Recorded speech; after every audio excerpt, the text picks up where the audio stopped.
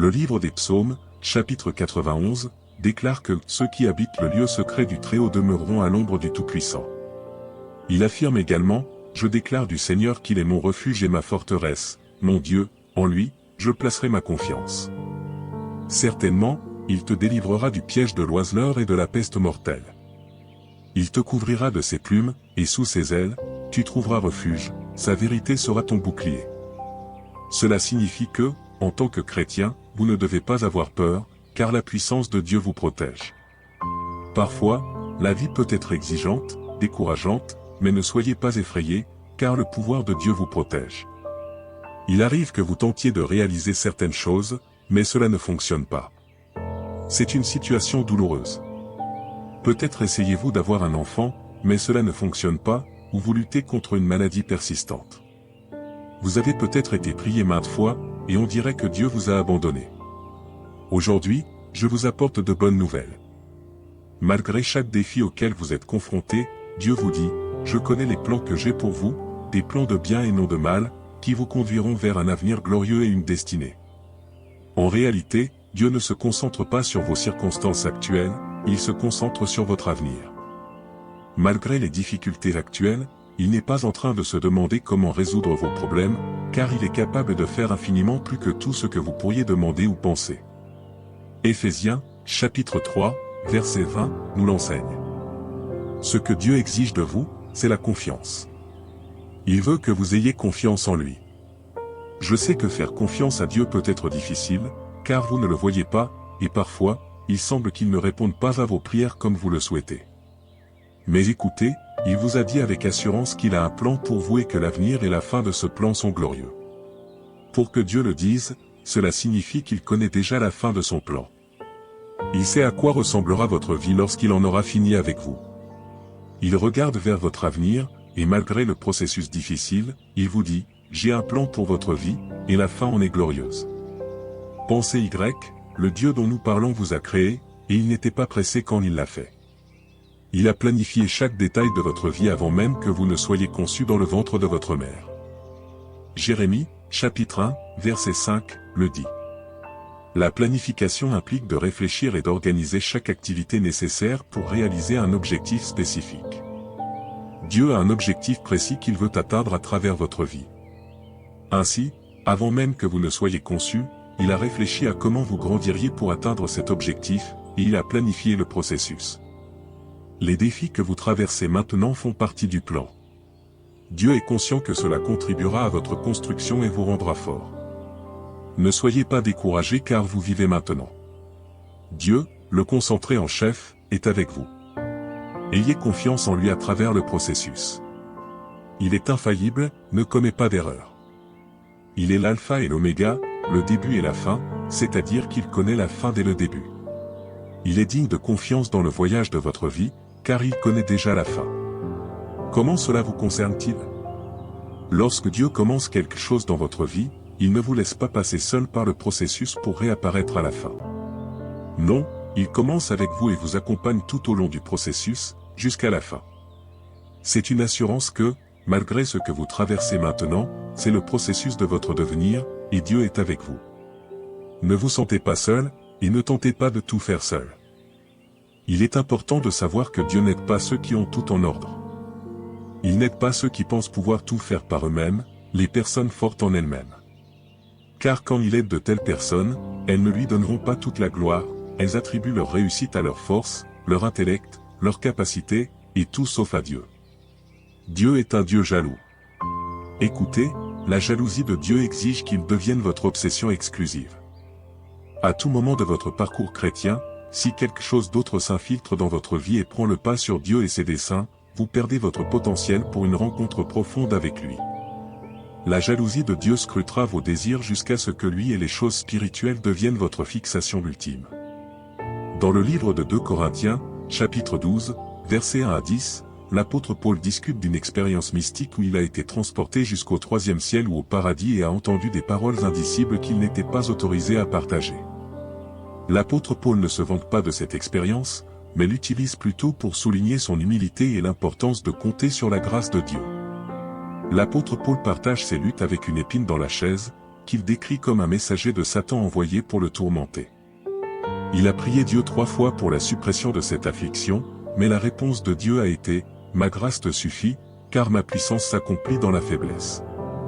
Au lieu d'être découragé, Paul accepte sa faiblesse et l'embrasse, reconnaissant que dans sa faiblesse, la force et la grâce de Dieu sont plus évidentes. L'apôtre Paul, malgré sa grandeur, avait encore une faiblesse comme vous aujourd'hui. Il a prié autant que vous avez prié aussi, mais la réponse de Dieu a été « Ma grâce est tout ce dont tu as besoin, ma puissance fonctionne mieux dans la faiblesse ». Cela renforce ce que nous avons appris plus tôt, que Dieu n'aide pas ceux qui ont tout en ordre. Il aide les personnes faibles qui fournissent leur faiblesse et comptent sur lui pour la force. Et vous pouvez également voir que Dieu utilise nos faiblesses pour nous aider à résister à l'orgueil. Donc, si vous traversez des difficultés en ce moment, vous n'êtes pas seul dans cela, et vous n'êtes pas la première personne à qui cela arrive. Prenez courage, faites confiance à Dieu, sa grâce est tout ce dont vous avez besoin. Lorsque la grâce de Dieu vous suffit, vous ne serez pas submergé par votre faiblesse ou votre défi.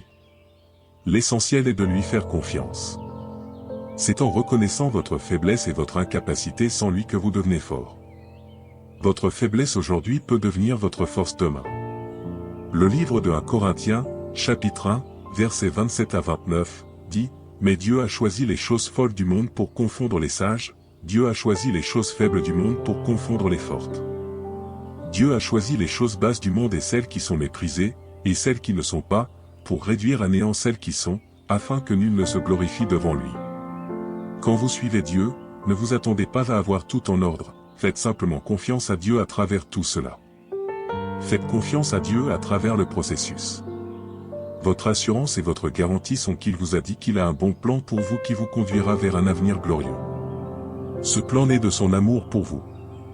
Lorsque vous comprenez l'amour de Dieu pour vous, lui faire confiance ne sera pas difficile.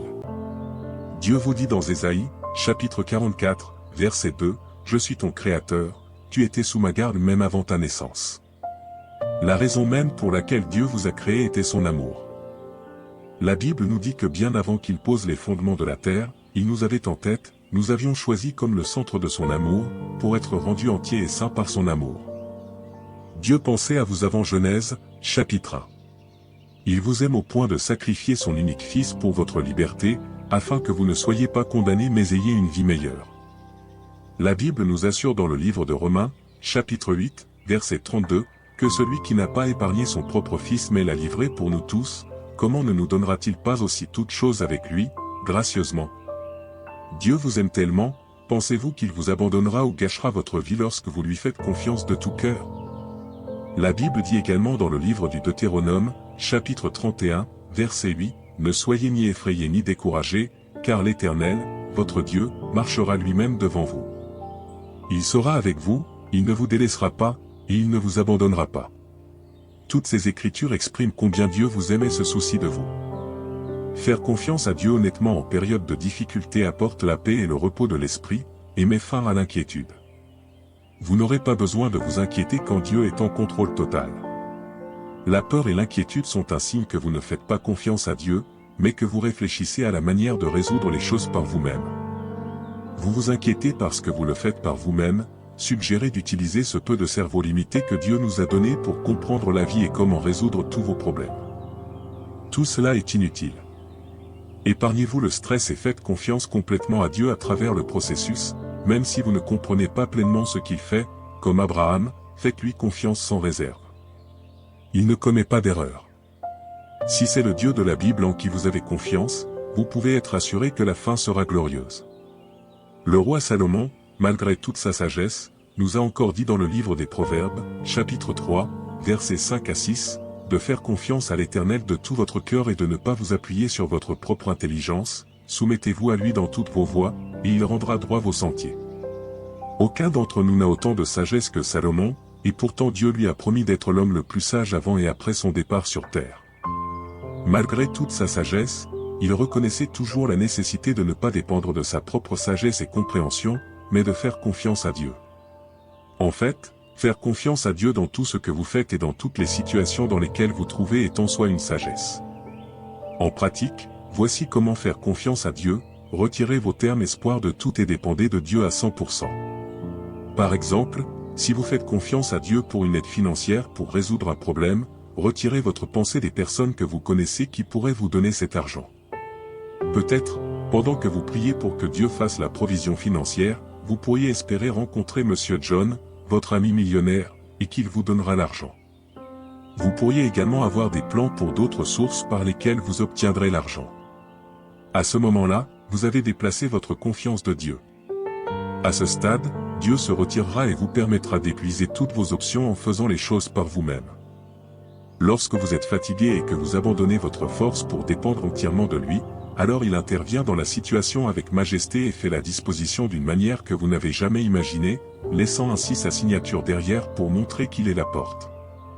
Dieu fait cela parce que s'il vous donne la provision par l'une des sources que vous avez prévues, vous pourriez avoir du mal à le reconnaître et à lui donner toute la gloire.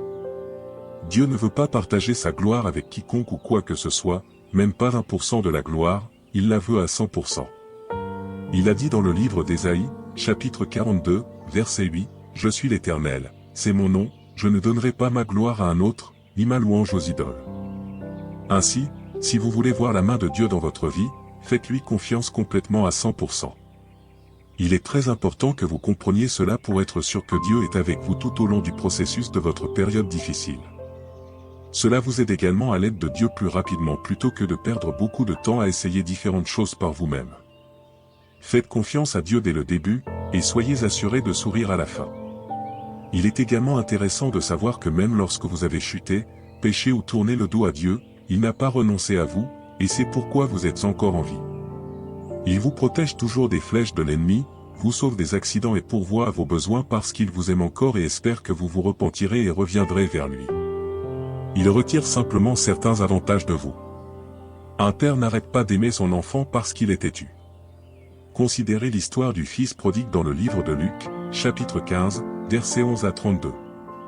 Après que le fils ait quitté arrogant son père et ait gâché sa vie, le moment où il a retrouvé ses esprits et est retourné vers son père, celui-ci, le voyant de loin, n'a pas attendu qu'il vienne, mais est allé à sa rencontre, l'a serré dans ses bras et a célébré son retour. Cela signifie qu'il avait tant attendu son retour, modifiant sa débauche. Jésus a donné cette parabole pour expliquer combien Dieu vous aime. La Bible dit dans le livre de Romains, chapitre 5, verset 8, que, alors que nous étions encore pécheurs, Christ est mort pour nous. C'est un amour profond. De plus, le livre des Psaumes, chapitre 145, verset 14, dit « L'Éternel soutient tous ceux qui tombent et relève tous ceux qui sont courbés. » C'est un message de réconfort vous assurant que Dieu ne vous quitte pas lorsque vous êtes faible et dans vos moments les plus bas. Il comprend que vous êtes humain et que vous pouvez être fatigué, et donc il est toujours présent pour vous relever dans vos moments les plus faibles. C'est pourquoi il dit dans le livre des Psaumes, chapitre 50, verset 15, « Crie à moi au jour de la détresse, je te délivrerai. » Il est également dit dans le livre de Matthieu, chapitre 11, verset 28, « Venez à moi, vous tous qui êtes fatigués et chargés, et je vous donnerai du repos. » Vous êtes accablés par quoi que ce soit, qu'attendez-vous pour appeler Jésus, car il vous a dit que dans un moment comme celui-ci, il vous donnera du repos. Cela vous dit que Dieu utilise également votre douleur, vos tribulations, vos souffrances et vos faiblesses pour vous anciens, vous construire et vous affiner pour devenir une meilleure version de vous-même. Ne mettez pas ce processus de devenir, même s'il n'est pas agréable, il est primordial. Faites confiance à Dieu à travers le processus, et le voyage ne vous submergera pas. Que le Seigneur vous bénisse et vous garde, et qu'il vous donne la grâce de lui faire de plus en plus confiance dans tous les domaines de votre vie, et que votre vie expérimente sa puissance de manière significative à partir de maintenant, au nom de Jésus, Amen.